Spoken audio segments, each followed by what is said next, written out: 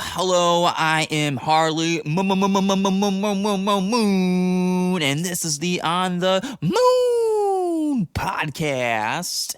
Well, here we go. We got episode 15 going, 015, as you see on the YouTubes. Let's see. I got quite a bit I want to talk about today. Some interesting stuff going on in in the music world. Baseball is back. Oh boy, let's see. Hold on. Let me. I did not prepare for this. Wait. There we go. All right, sweet. So I played that all by myself. That was a first take, Jake. There, great.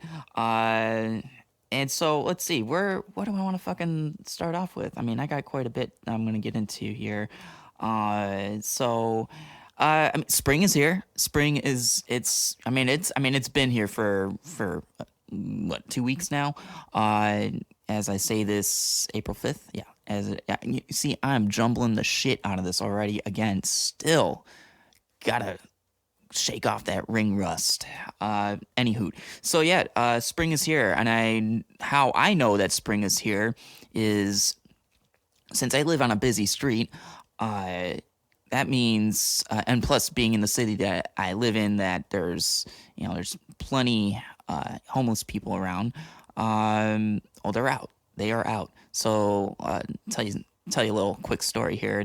That happened to me last week. I think it had been I have a little ritual that I like to do in the morning and just have my coffee out on my front steps outside of my building. Or if it's a nice enough afternoon, evening, I'll go out there and sip on a brew. And so as I was enjoying an afternoon, there was this woman she came walking along, and she just no hello or anything, just goes, "You got any dope?" And so I was like nope. And she goes, he's like, "You know anyone that has dope?" And I was like, "Nope."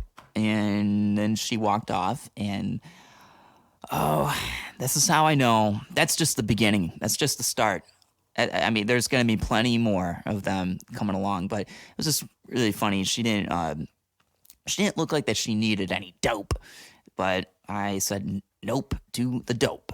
So, yeah, so I don't know. It's just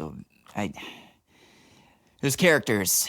There's characters in this town, and we are not short of that. So there's gonna be more of them coming along. I guess I can't wait to see. Last year, someone slept right out in front of my building on a couch, right against my window.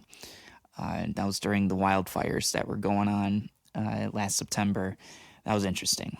Very interesting. Yeah, so, yeah. But that's how I know spring is here. That is how we know. Kind of like Groundhog's Day, if the groundhog sees its shadow, then, the spiel. So, yeah, I can't, I don't know. We'll see what happens. It's kind of, this can be a wild card time of the year. So anything goes, apparently. So, all right. So, yeah. So as I was saying, baseball is back. And hold on, let me see one more time with this. Whoops. Oh, shit. That's right. I botched the shit out of that. But we're good. We're good with that now. So, and I'm going to stop recording that one. And why is it still showing recording on here? Fuck it. Yeah, anyway. Yeah, so baseball is back. We just had opening day happen in the MLB last week. My Detroit Tigers looking like a pretty good team so far.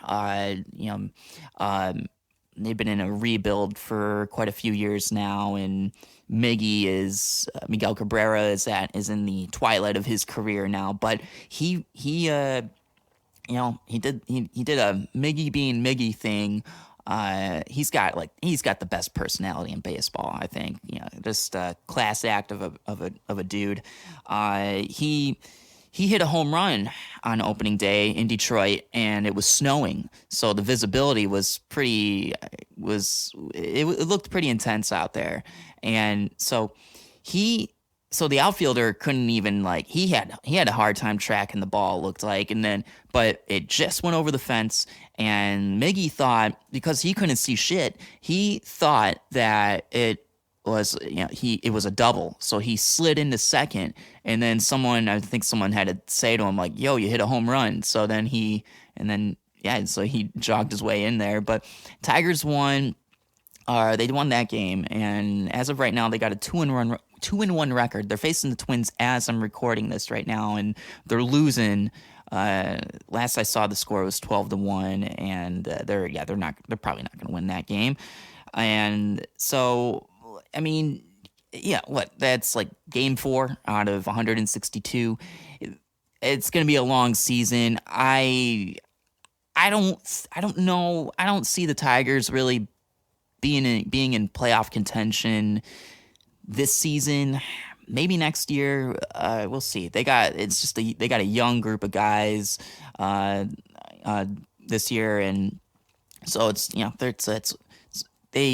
a work in progress, but their farm system, it looks like it's been replenished, and they had one of the best farm systems about 10 years ago, and went all away, like just traded all these players away, or they didn't live up to expectations. Now they got one of the best in baseball once again, and it looks like that they're gonna be a pretty awesome team in the future. Unfortunately, it'll probably be after Miggy retires, which it'd be great to see him get one more run at a championship, since he only got to the World Series, I think, was it just one time? Good playoff runs. He was clutch, and just, I don't know, just, it was just not good. They weren't good years. I mean, they lost to the Giants, got destroyed by the Giants in the World Series, and that was about 8 years ago now, I think, 8 or 9 years ago. And losing guys like Justin Verlander, JD Martinez.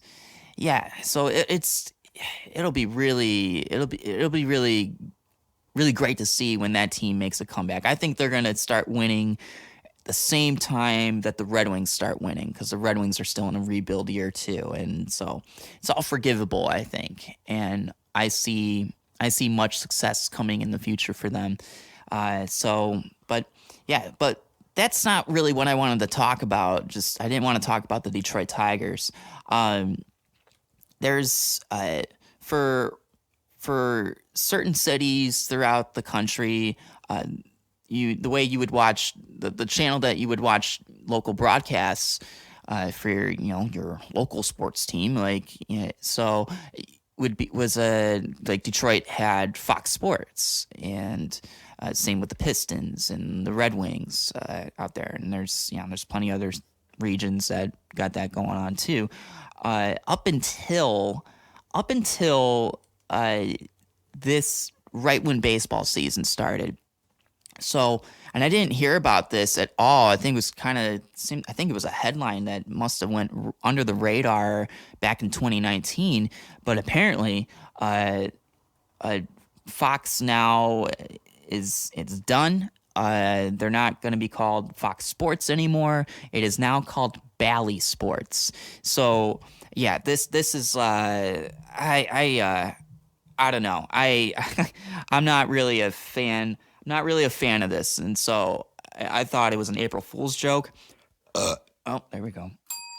And I thought it was an April Fool's joke, but it's not. So, Bally being the Bally Sports Club or Bally Total Fitness, they're the ones that now have they got these name rights or whatever. And so anyway, I got this article pulled up it's from the Seattle Times here, and it's from a few days ago.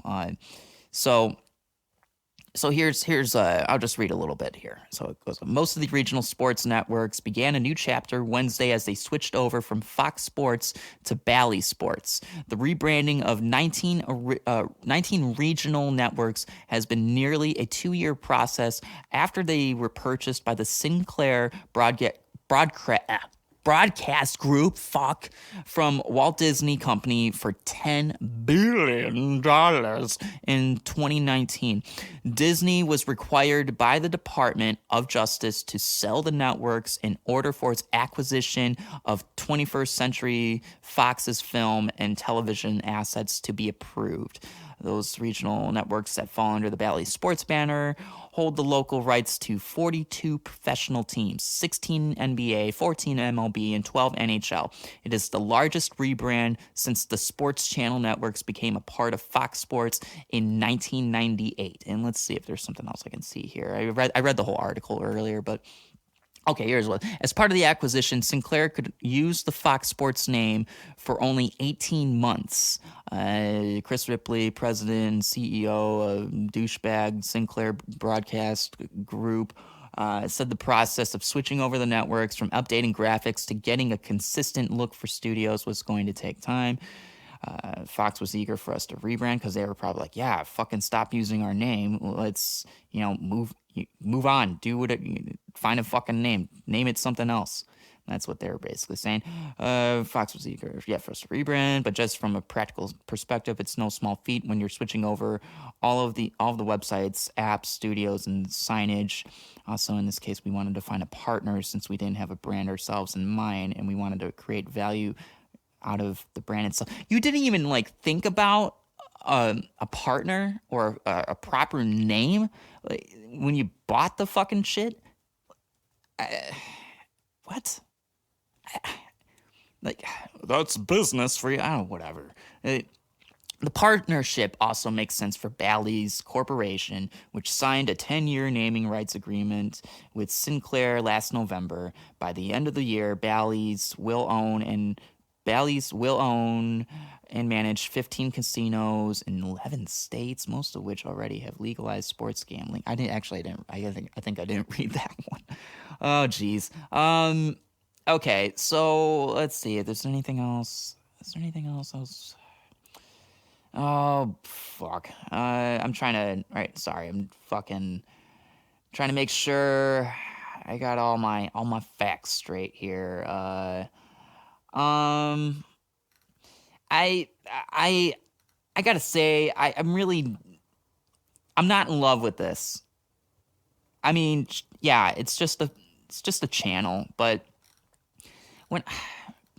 back in my day, when I was a kiddo, Fox Sports was that was the channel. It was, I watched all my football games, there on that channel, or at least Fox from actual NFL games, and grew up watching Red Wings games on there, Tigers. I don't know. It's just a brand. It's a familiar name. It's like Coca-Cola or whatever. If Coca-Cola changed their name or something. This is strange to me. But it's not surprising, just given the way that how corporations have really found their way into major sports. Just for instance, stadiums and arenas that once had original names get bought over by corporate names. And let's say, for example, I'm going to use Detroit ones, whatever here. So so the we'll start with the Tigers. Tigers had their old stadium, which was around from 1912 to 1999 in usage, at least, it was called Tiger Stadium. I mean, it had other names before that, but they ended on Tiger Stadium, and I mean, shit, simple enough, right? And then when a new stadium was built. It was, they called it Comerica Park, and I mean, do I need to say any more about that? Well, yeah, I do. So then with the Red Wings, they had an arena called the Joe Louis Arena, and that's, they had that one that was around for what, maybe almost about 40 years, I'd say. I think that's how long that was around for. And it got called, and then they get a new arena, and it's called the Little Caesars Arena, which is it's a beautiful arena. It's fucking, I got a chance to catch a WWE event there, which was pretty fucking sick. I'll have to talk about that sometime. But Little Caesars Arena, it makes sense that if you're going to have a corporate name with that, it makes sense for them naming it that. Not that it's I don't know, like the greatest thing in the world, but the family who owns the Red Wings, who also owns the Tigers, they own Little Caesars, the Ilitch family. And so, yeah, I guess if you're going to use a corporate name, yeah, you might as well use your own family's brand or whatever.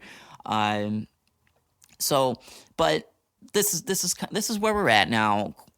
Corporate names and branding, and the names are being flaunted all over the fucking place. Like, you're seeing it bleed into hockey more, which which is sad to me. I can't stand it. Now you're seeing the logos, like corporate logos on the ice, which was only a thing on four corners of the neutral ice zone. Now you're starting to see it over in teams zones, and so, now here we go. Now we're seeing this with TV networks. God damn it! I hate seeing this shit. I don't like seeing this shit. I don't know. It's maybe, I mean, I don't know. Maybe it's the changing of times and whatever, but Bally Sports, I don't know. It just doesn't ring a bell, and it doesn't roll off the tongue with me, and I don't think it ever will. But you know what? Now, if you have to go to that network or to watch your local team play, then I don't know. You better get used to that for the next 10 years, because that's how long that's gonna be. So I don't know. I don't like it. I can't stand it. It just drives me nuts. I can't say I'm in love with it. I don't think anybody should. But that's where we're at with this shit. So whatever. One little baseball thing I wanted to talk about really quick was because there's a team, one of the teams I think will compete in the AL with the Yankees, because the Yankees are going to be a monster team. They are the Angels. I mean, they got Mike Trout, obviously. But they also got Shohei Ohtani, which, if you're not familiar with Shohei Ohtani, he is a Japanese player who is a pitcher and can also hit. So I assume he does the DH roles. I'm assuming he's a DH hitter when he does hit. But how did this work? I didn't really follow the game, actually no, he doesn't. I don't think he's able to pitch and hit in the same game, because the Angels are an American League team. Oh shit. And so American League teams don't have their pitchers bat. That's why there's a DH hitter. National League teams have to have their pitcher bat. So anywho, he already has done this in the few games that have been played. He's thrown the hardest pitch, which was over 100 miles an hour, and then also he did he had the hardest or the fastest velocity from a hit, or from which was 115 miles an hour. It was a home run. Usually when it's hit that hard, it's a home run. But he fucking just destroyed this thing. But And the velocity is just how, how hard and fast it just fucking flies off the bat. And yeah, so it looks like he's really starting to break into the league even better. I think this is his third season now in the league, in the majors. So yeah, I think the Angels are going to. My prediction is going to be the Angels and the Yankees in the ALCS, and that's really all I can say as far as predictions for baseball. So yeah, so it should be an interesting year for baseball. So well, okay, we're moving on here. Oh shit, you know what? I wanted to get into something here because it is April 5th, and which marks the 27th anniversary of Kurt Cobain, frontman of Nirvana's death. So I have made an excuse, an exemption today to drink a beer instead of coffee. Right now, in memory of Kurt Cobain.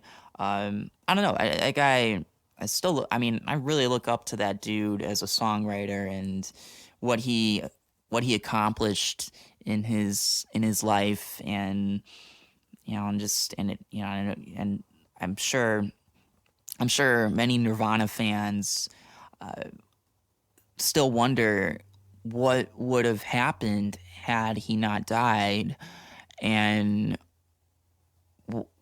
where would the band have gone?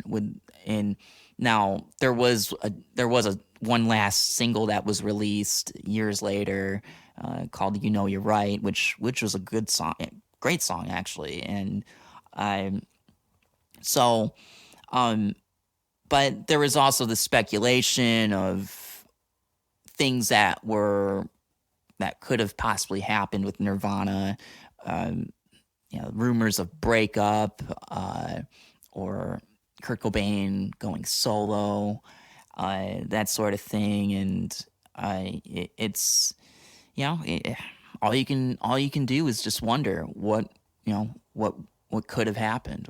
We'll never know, but what's interesting to me is my buddy, my friend Justin, he sent me an article from Rolling Stone the other day, and I'll read the article. I'm going to take a sip of my beer after this. But the headline reads, "In Computer Row, hear how AI software wrote a new Nirvana song." Right. I didn't say this wrong at all. This is some shit. So I have some thoughts about this, and I'm gonna read some of this article as well. I got so many thoughts about this. So hold on one second there. I'm not gonna play any fucking elevator music or anything. YouTube got me in trouble for that, or they got mad at me for that. So, so just listen to some elevator music in your head.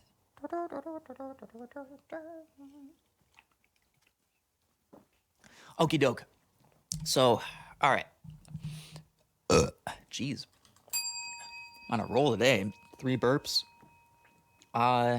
Okay, so let me just get this microphone situated because I gotta face my laptop. I gotta figure out a good situation here, seating situation. I don't know. Whatever.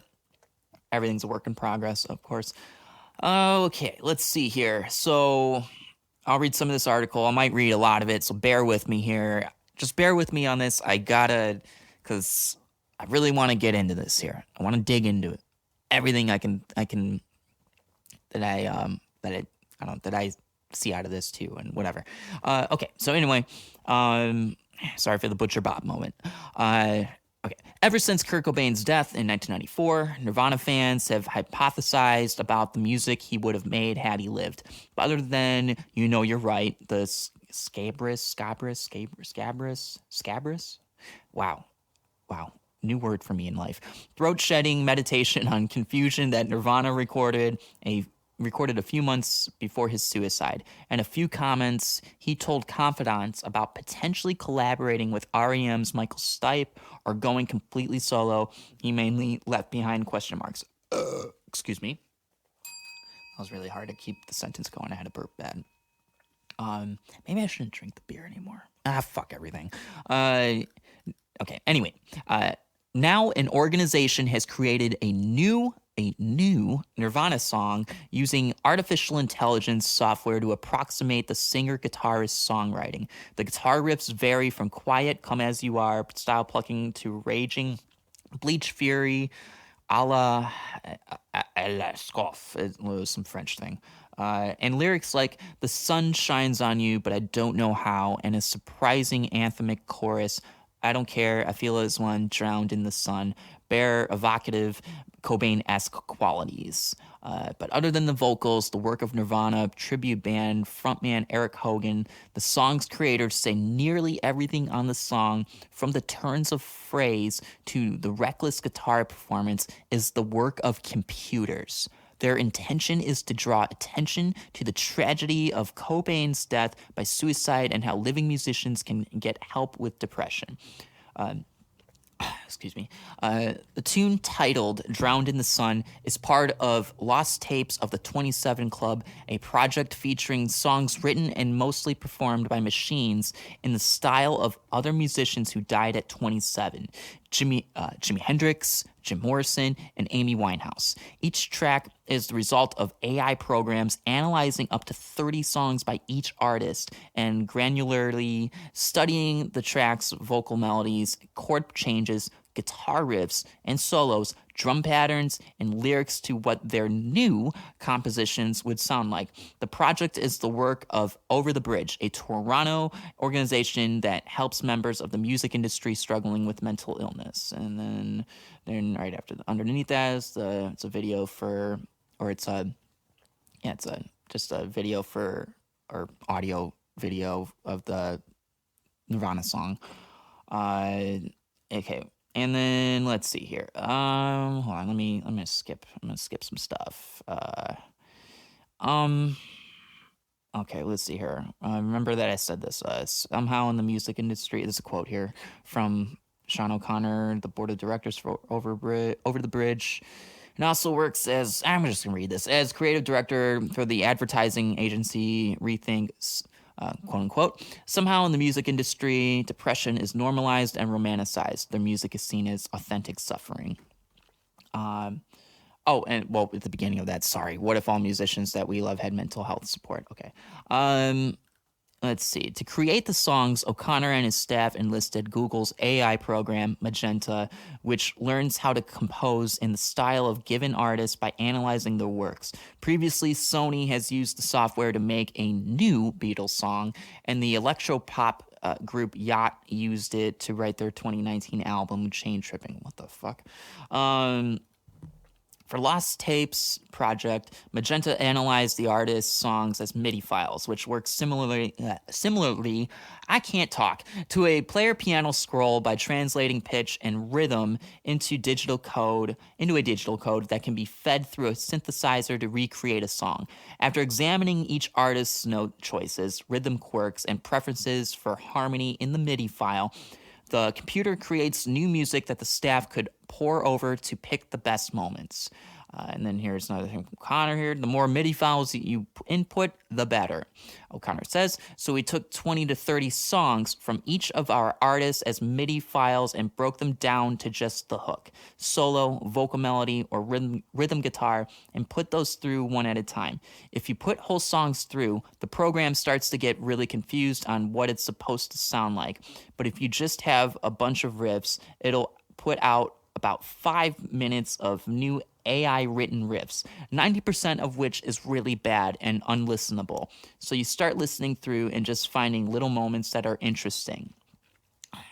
Let's see. O'Connor and his team used a similar process for lyrics using a generic AI program called an artificial neural network. This is fucking creepy. They were able to input the artist's lyrics and start off with a few words, and the program would guess the cadence and tone of the poetry and complete it. Quote unquote. It was a lot of trial and error.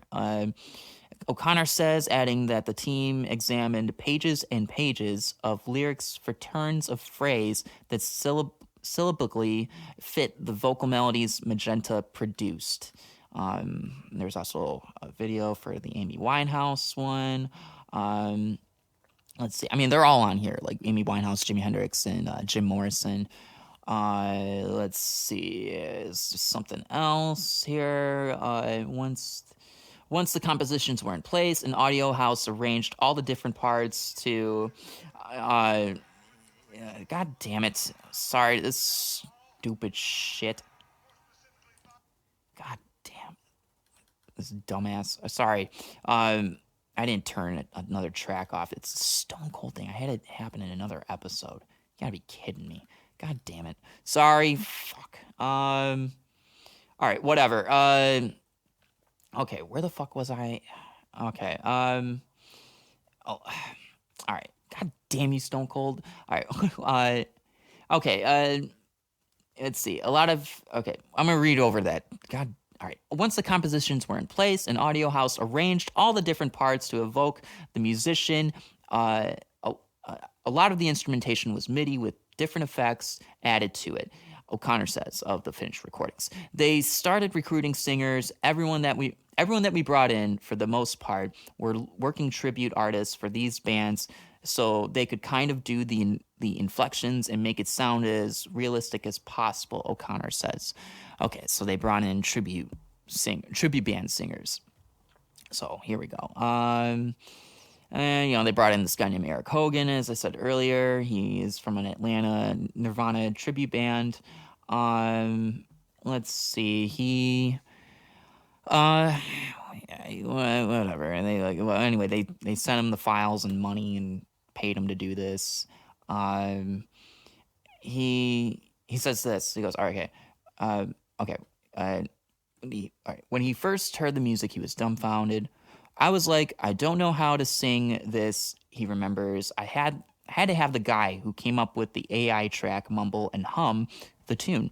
I would feel weird trying to assume what Cobain would do. They had to give me a little bit of a roadmap, and then from there, it was fine. Yeah, I mean, come on. This is like, I mean, how do you dive into that? Like how do you make a Kurt Cobain melody? Like an actual one that you would, I don't know. It's thing is, it's like a Kurt Cobain melody could really only come from Kurt Cobain, right? I mean, that's what you would think. Not a fan or a super fan or a really smart producer. It's just, I think that's one of those things that, if you're unique with something, it just comes from within you, and no one else can replicate that. It's your ideas. And anyway, but okay, whatever. I'm not. All right. So, I had to. Okay, and so they, yeah, and then all right. Is there anything else I want to talk? Is there anything else here?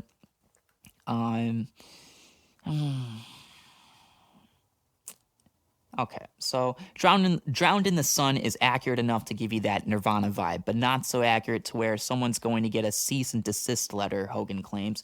If you look at the last quote unquote Nirvana release, which was You Know You're Right, this has the same type of vibe. I agree. Kurt would just sort of write whatever the hell he felt like writing, and if he liked it, then that was a Nirvana song. I can hear certain songs in the arrangement of Drowned in the Sun, like, okay, that's kind of an In Utero vibe right here, or Nevermind vibe right here. I really understood the AI of it. Let's see. I don't know. I think. Okay.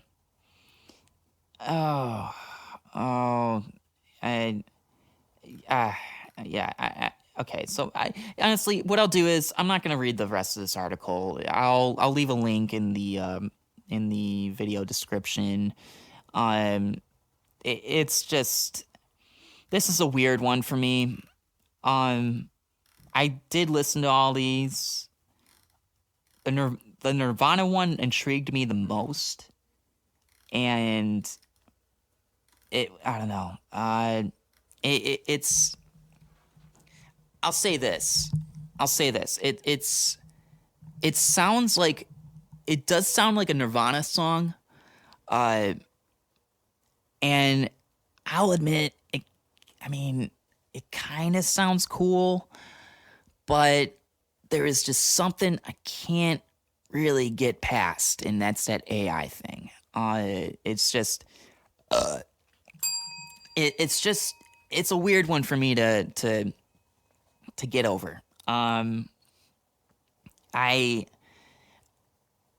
Interesting, and the system, like the AI putting together all these things or whatever, it is interesting to see that be a thing, but it also said something about how 90% of the ideas that it made or that it created were not good and unlistenable, and so these people that run these over the bridge people, they kind of put the puzzle together and create a song. Now, I'll give them kudos, commend them on piecing it together in a good way. I just don't know. I just don't think that this is a good. I don't want to see this becoming more of a thing. It's kind of like those deep fake videos now, which are getting creepier by the goddamn second. It's kind of teetering in that realm a bit. And yeah, they had to bring in, and this is another thing that kind of grinds my gears. They bring in cover band tribute singers to sing on these tracks, and they do a great job. They do a great job. It is pretty remarkable how they turned out. However,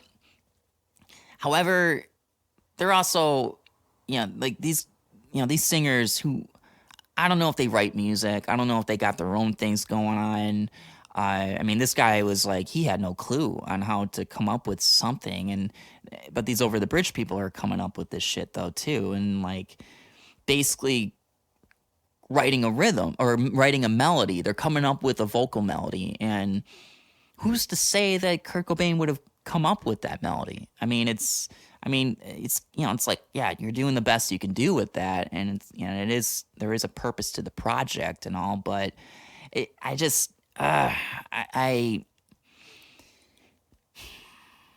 either way, I guess the point isn't to be genuine. It just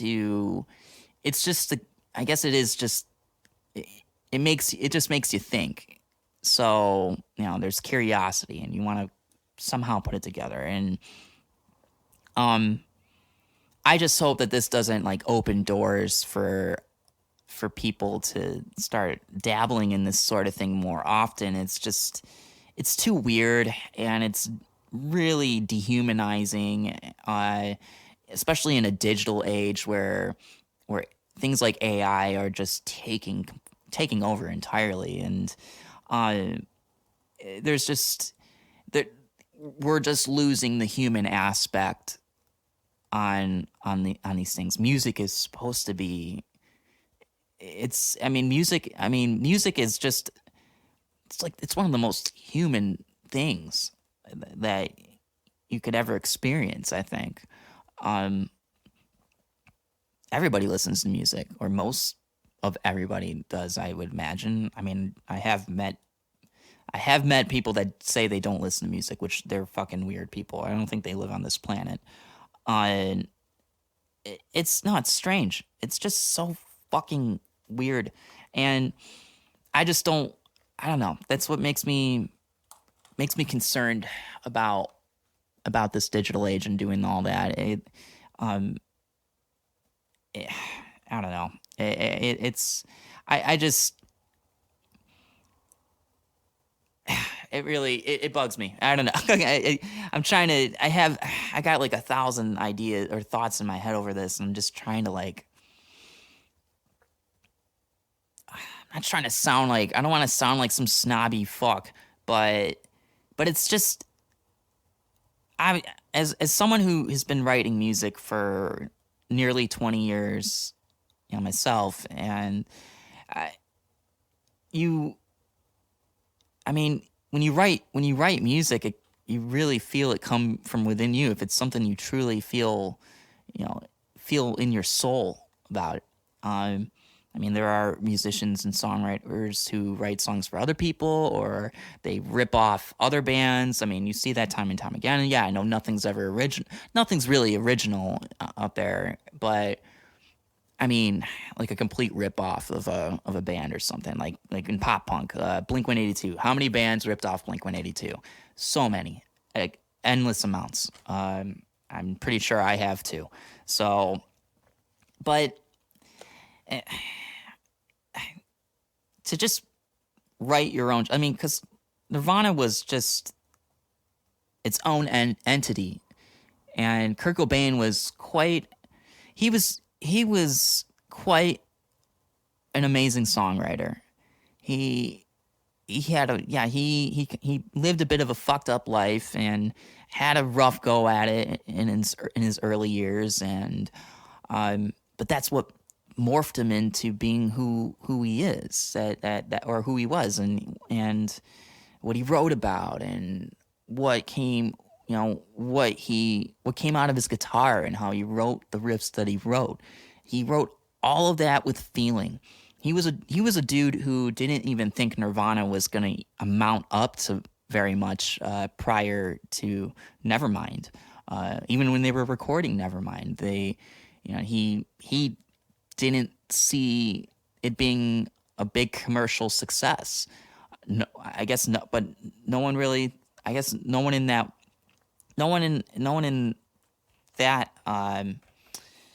in that circle really saw it coming. But during Bleach they had some pretty they had a great amount of respect from the punk world, grunge world, whatever you want to call it, and yeah, so I guess in a sense, it goes against what Kurt Cobain was about. I guess I would say that. I wonder what Dave Grohl would think. That's what I'm really curious about too. I wonder if he has heard this yet. I hope somebody does ask him that question. I wish I could be the guy to ask him. I'd fucking love to know firsthand, right from the source. But yeah, I mean, I actually hope Rolling Stone, since Rolling Stone did put this article out, I hope that there is a follow up. I hope Rolling Stone reaches out to him or Chris Novoselic, and just get their thoughts. And I'm very curious about it. So, yeah. So. Yeah, well, I don't know.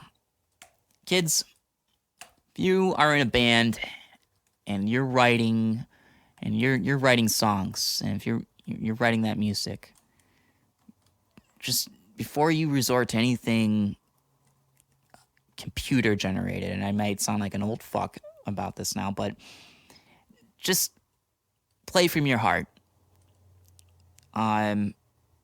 Just write what comes out to you passionately. With passion. Just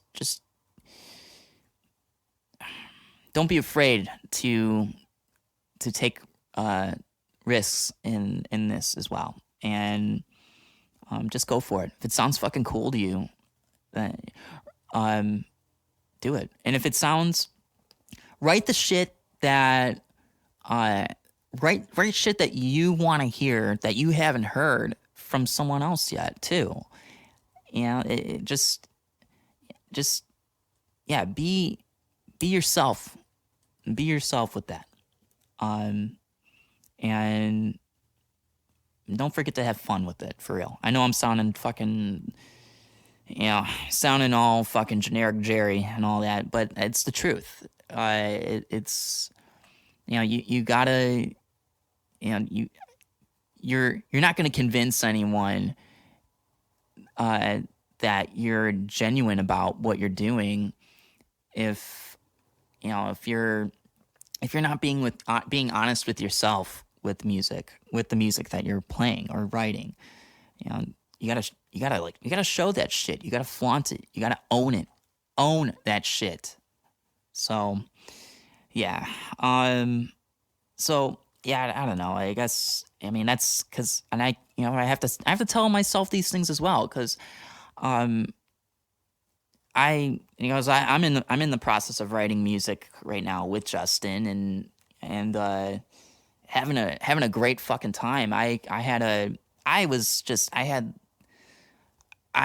caught writer's block quite a bit over the last year, and I thought this pandemic would have given me all the free space in my head to just think clearly and all that. But for me, I can be my own worst enemy by getting in my own head and being like, oh, this sucks, or this sounds like something I did years back, or this is not what I'm trying to do anymore. And I got so far away from myself that I forgot to be myself when I'm making music.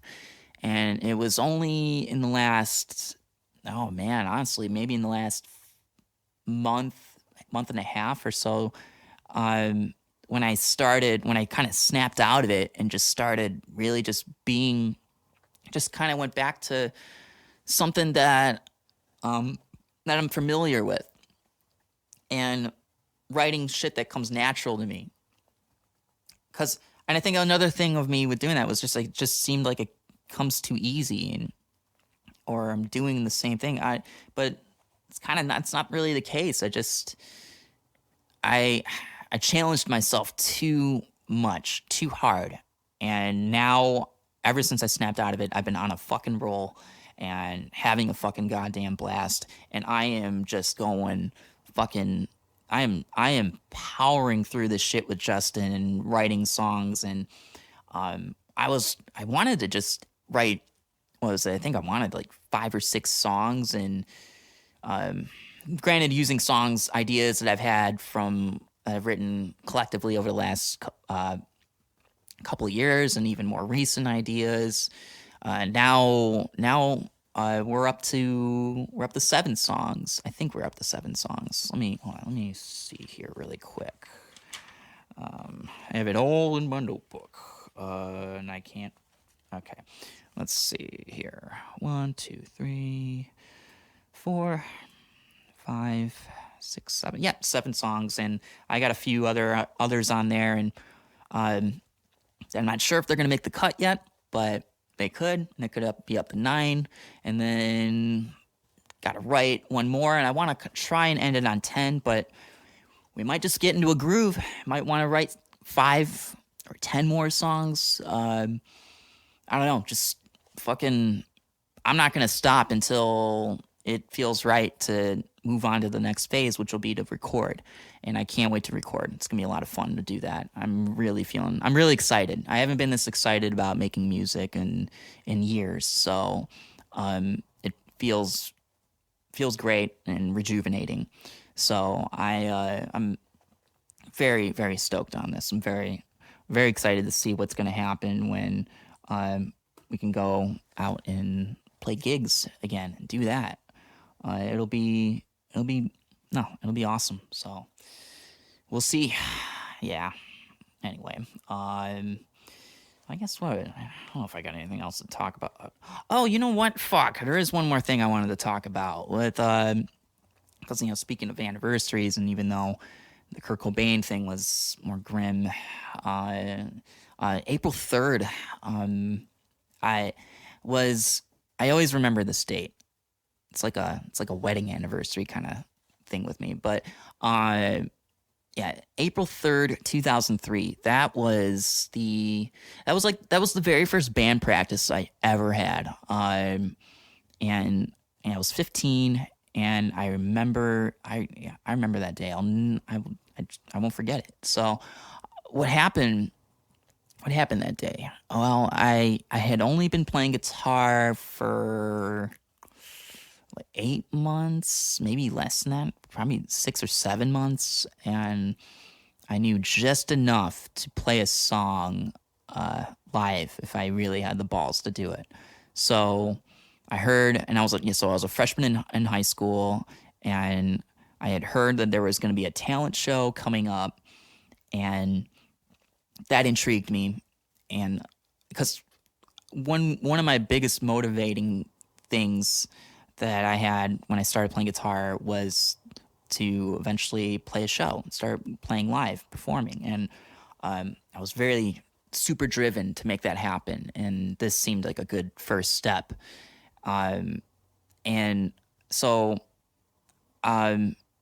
fucking, I had a friend that I met along the way, and he played guitar, and he kind of put it in my head more to do the talent show. And so him and we decided to get a band together. I think he knew somebody, and then I knew I knew somebody.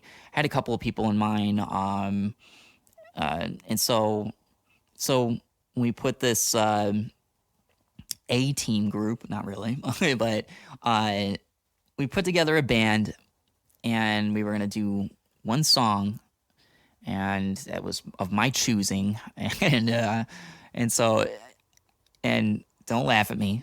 Don't you fucking dare laugh at me. But it was to cover Lifestyles of the Rich and Famous by the band Good Charlotte. I know. But that drum beat was so hype in the intro, it sucked me into liking that band as a 15-year-old. It was easy to play too, or learn. And so,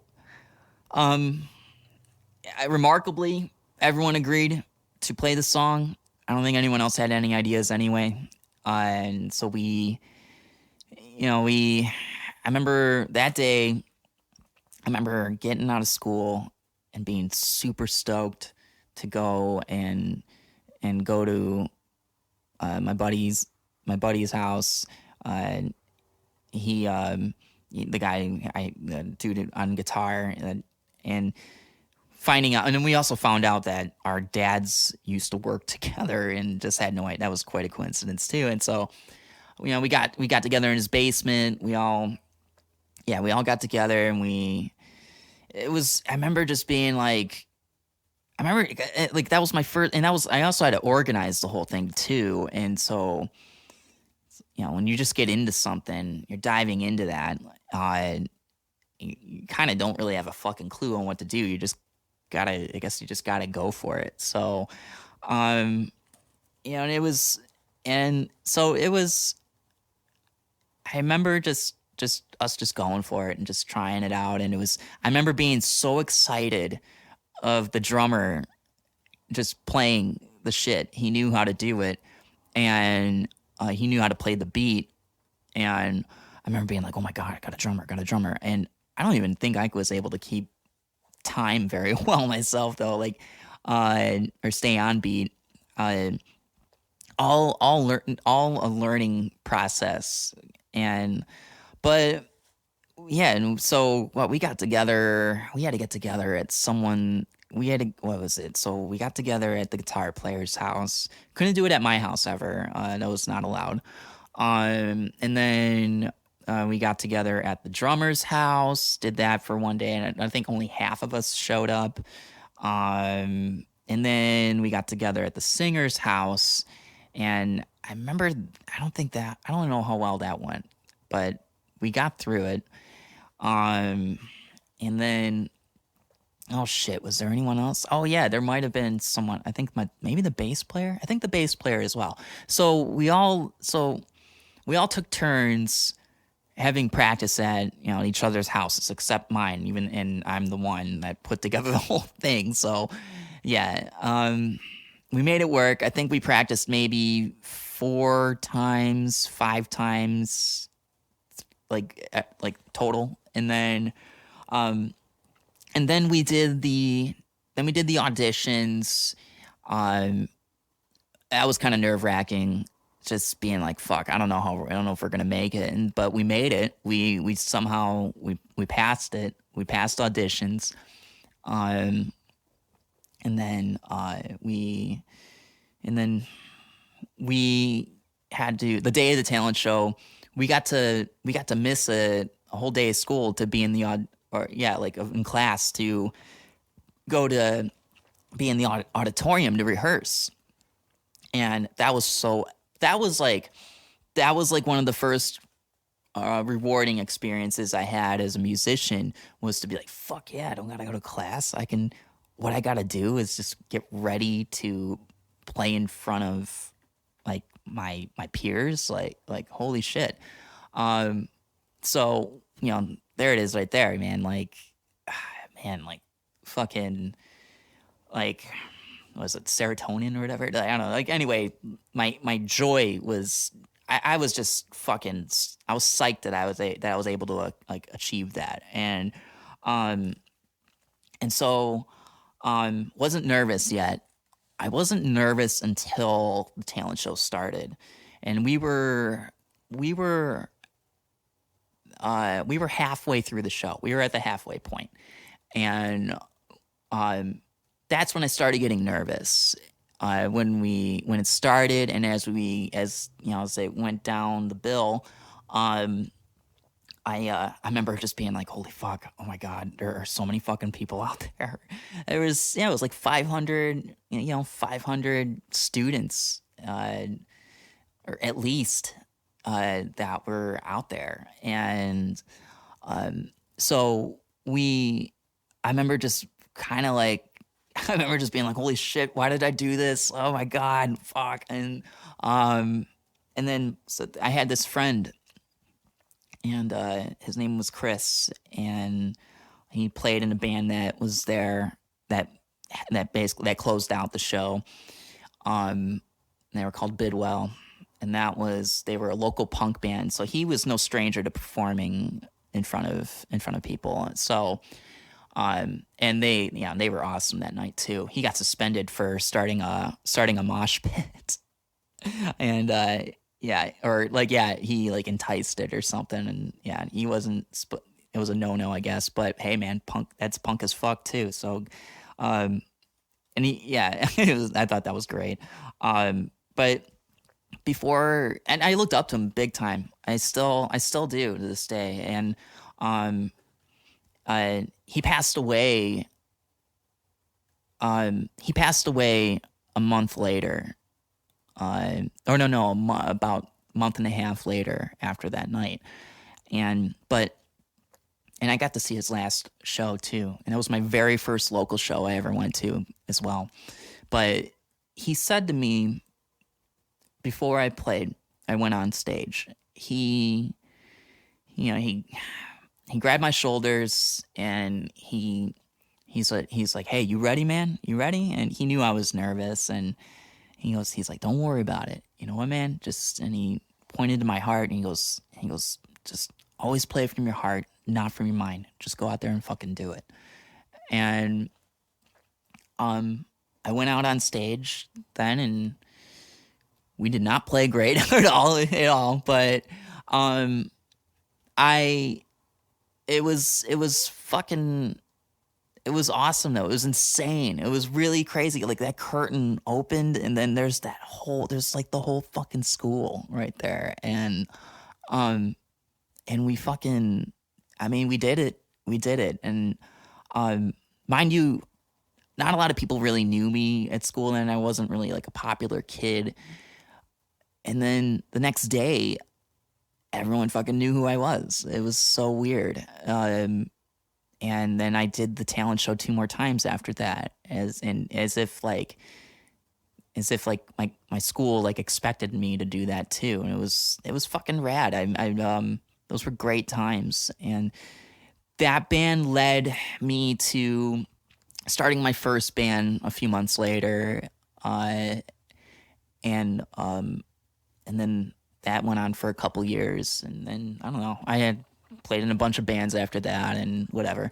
So, um, yeah, but that was a genuine experience like no other, and that sucked me in. It was game over, man.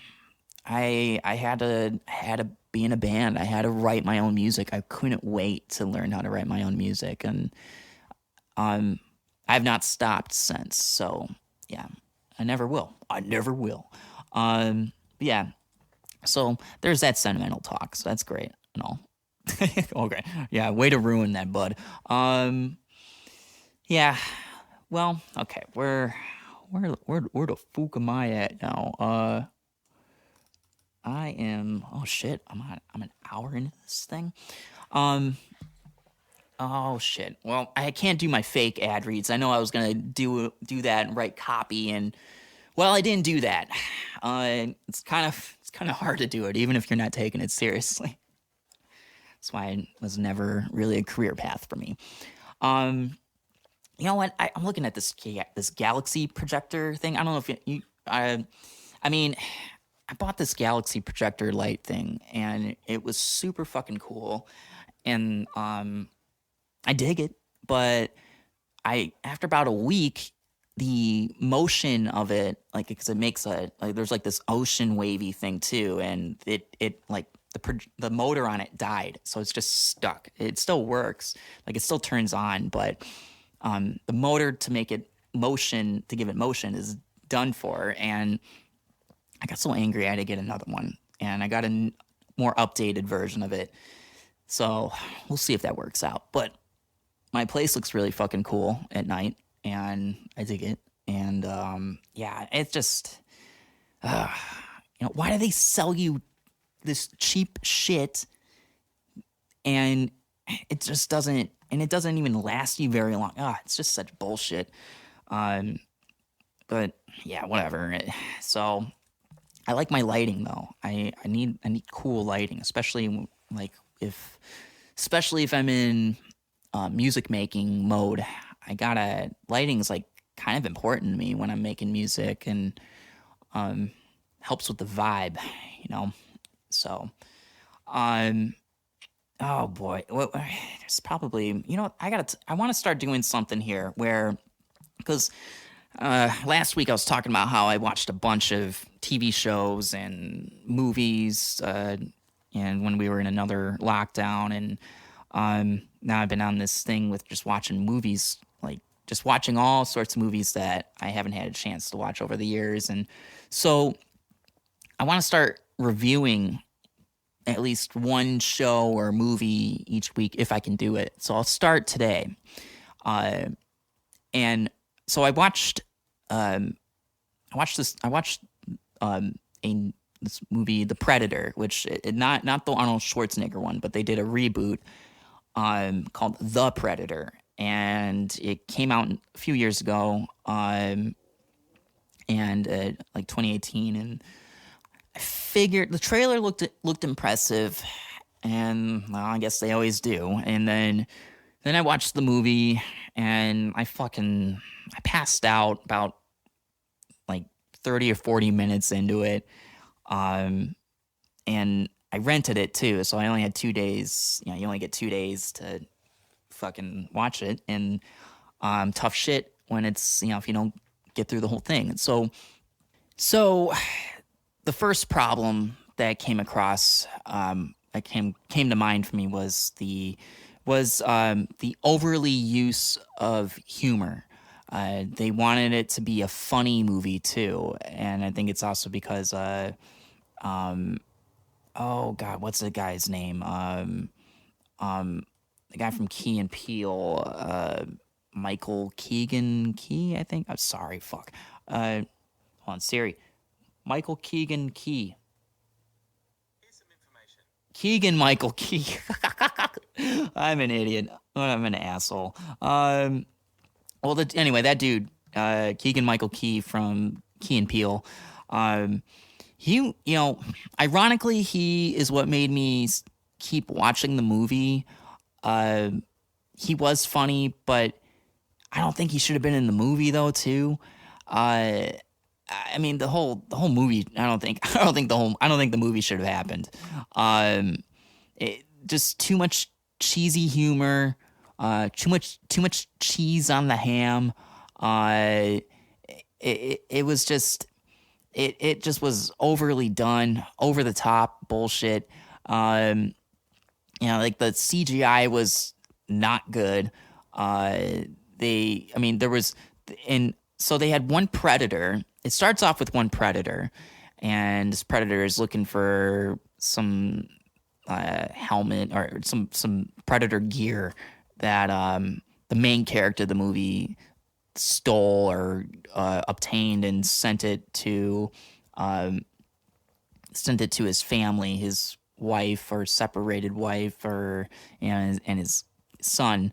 And his son is apparently this genius boy and maybe autistic or something. I don't know, but anyway, he opens this box that has the predator gear in it, and he starts fucking around with it, and which signals like a GPS or tracking system or something. So then, and opens up a whole can of worms for the whole situation. And meanwhile, the main character guy gets arrested. I kind of forgot why he got arrested, and I guess he did a no-no in the fucking military code or some shit. So, so then,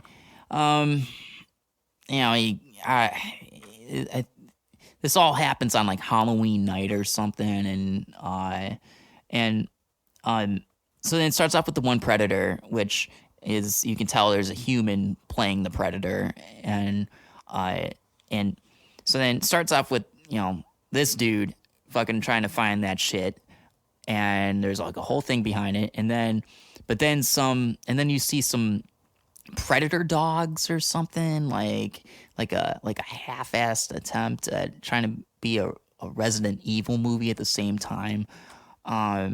These predator dogs, they got dreads on their heads as well, and there's two of them. One gets killed, and the other one turns into some friendly dumb ass thing. And they try to coincide all this with like human or with evolution with animals and taking DNA. The whole, like, there was like this whole story with predators. Okay, well, I'm skipping ahead. So anyway, there's so then, like I said, it's called the Predator. So you see it, you think it's just this one fucking dude, this one predator guy, and then this other one comes into the mix, this big mega alpha one, and genetically superior, and I guess it's stealing DNA from like humans, like the best DNA from humans, or I'm assuming they do that with dogs, and that's why the dog predators or whatever are a thing. And I don't know, I didn't really pay attention that well to it, but I'm assuming that's from what I gathered, that's what it seems like. And so yeah, so then this second mega alpha predator comes along. There's CGI done with this fucking thing too, and it's called the Predator, and there's two of them now. And so then the original Predator, like the one that first came along, the first one, it just, he's fighting this mega alpha one, and because there's a conflict over the gear that the kid has been fucking with, and he's called and so then this is where you start seeing the bullshit translation of just and then you hear it, you see it, or you read the subtitles and it's translating in English, and that's the traitor, and blah, blah, blah. So I guess the one, Predator A was a traitor, and Predator B was just out there to kill him and go after the other, or go and retrieve the shit and capture the kid apparently too, and so Alpha Predator kills the other Predator, and whatever, and so it gets into all these things, and it just the dog predator becomes way more. The whole thing with that just becomes more full of bullshit, and then, and I just really started losing track of the movie. I couldn't really keep up with it, not because it was overwhelming. It was just because it was overwhelmingly bad. Story was just so fucking Hollywood generic. Definitely wasn't. It wasn't intended to be a B grade movie, but that's what it really ended up being. So, well, I wish, I mean, I would give you a spoiler on the ending, but my rental time expired with 10 minutes left in the movie before I could get to the ending. So I don't know what the ending is, and I don't really care. I don't care. I am never going to watch this movie ever again. I am going to, I'm going to, out of, 1 to 5 stars, I'm going to give it a generous 2 out of 5. And like I said, generous. I was going to say 1.5, but I'm going to say 2. Just because I do like Keegan-Michael Key.